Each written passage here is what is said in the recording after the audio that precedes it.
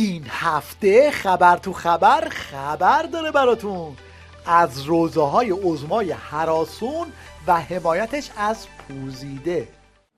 من توصیه مؤکدم نسبت به شخص رئیس جمهور و رؤسای دیگر قوا و رؤسای فعال کشور، بذارید اینا کارشون رو بکنن، تلاششون رو بکنن، خدمت بزرگی را که بر عهده دارن انجام بدن. البته وضع اقتصادی وضع خوبی نیست، معیشت مردم حقیقتا مشکل داره، بنده میدونم این رو. از اون طرف حتی توی تیویریش هم به زرشکیان لگد میزنن و اینطوری سکه یه پولش میکنن. فرض کنید توی اتوبوس نشستیم، زن و بچه نشسته، راننده اتوبوس بالا جاده یا بارون اومده یه کمی، هی میگه که آقا رسیدیم به پیش، آقا خیلی سخته، آقا الان آقا خب این دیگه دل آب تو دل مردم تکون، یعنی استرس و فشاری که به مردم وارد میشه. آقا ما شما رو پای یک داشتی، انتخاب کردیم که وایسی دیگه رانندگی کنی دیگه. فرض کن یه خلبان هر مثلا جبهه هوایی که میرسه بگه آقا خیلی اوضاع خرابه، آقا نمیتونیم چیکار کنیم، یکی برای هر کی بلده بیاد بزنه، هر کی بلده. آقا ما شما رو انتخاب کردیم که دیگه اونجا بری مسائل رو نیای هی دائم به مردم این پالس ضعفو بدیم. نیایم بگیم که آقا مثلا یه وقتایی اصلا یه صحبتایی که خلاف امنیت ملیه، یه دفعه ایشون میگه آقا موشک‌های اسرائیل دقیق‌تر و قوی‌تر از موشک‌های ما. آقا کی میگه این رو؟ بعد چه مبنایی داریم میگیم این رو؟ اصلا فرض کنید، فرض محال باشه شما به عنوان رئیس شورای امنیت ملی بعد اینو بگی.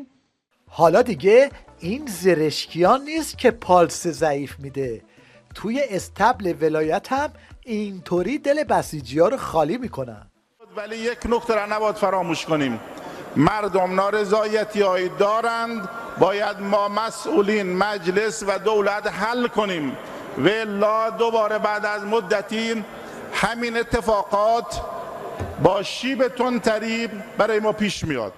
حالا بشنوید از این مفتخور عمامه‌دار که از ترسش به این هذیانگویی ها رو آورده.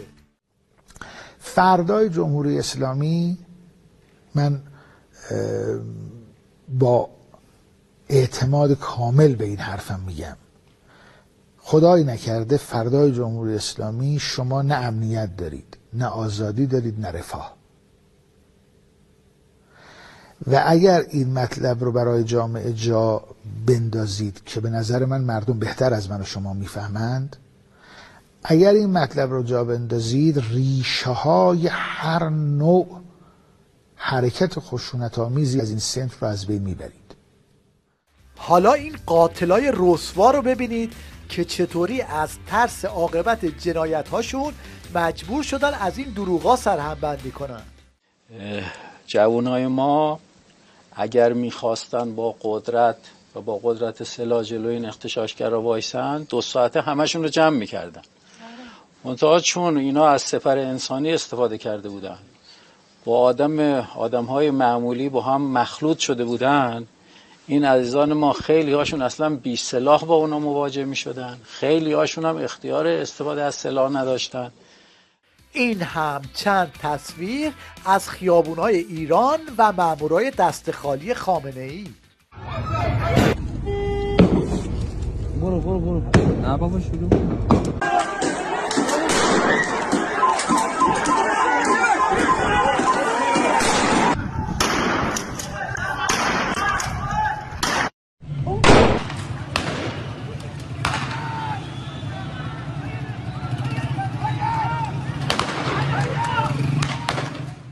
یادتونه اصلاحاتی های شیاد چطوری برای زرشکیان بازارگرمی میکردن؟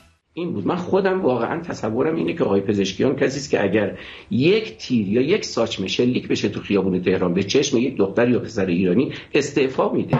اینا حرفایی است که حرف دل ماست و ما هم پاش وای میستیم.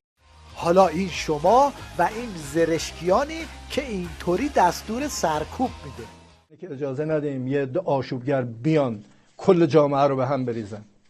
خانواده ها میگم جوانان رو به خاطر دغدغه هایی که دارن اجازه ندن قاطع یه عده تروریست بشن و یا آشوبگر بشن که آموزش دیدن. از اون طرفم سخنگوی شارلاتانش رو میفرسته تا نقش پلیس خوب رو بازی کنه. و میخوام تأکید بکنم همه اینها فرزندان ما هستند، همه اینها فرزندان این سرزمینند و گوش و آغوش مادر میهن همیشه برای شنیدن و در آغوش گرفتن فرزندان خودش بازه. اما کار عظما از این نمایش‌ها گذشته و اژه‌ای گوشخوار اینطوری برای کشتار زود باش تند باش میکنه. خب ما اگر میخوایم کاری رو بکنیم سریع باید بکنیم. یک، به موقع انجام بدیم.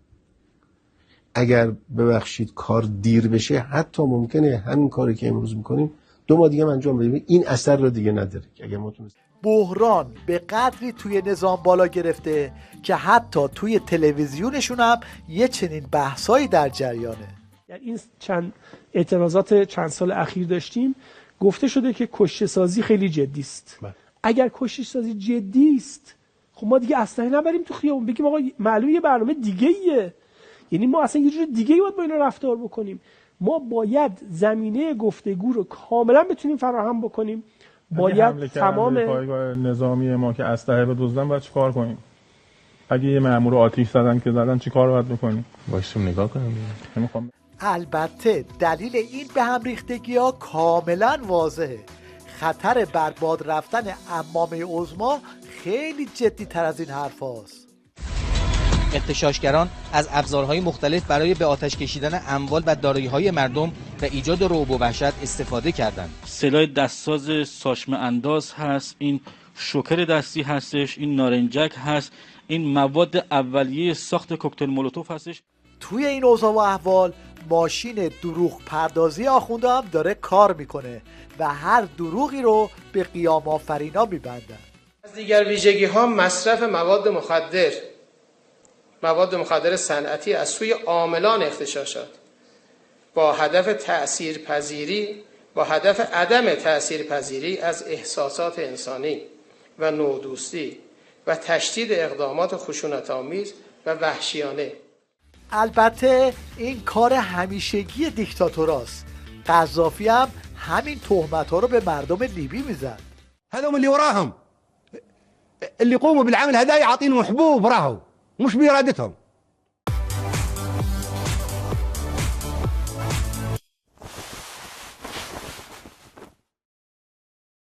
در پایان توجه شما رو به یه اسم معادل برای صدرهای زباله جلب میکنیم که ابتکار جوانهای قیام آفرینه. بله، جا آخوندی.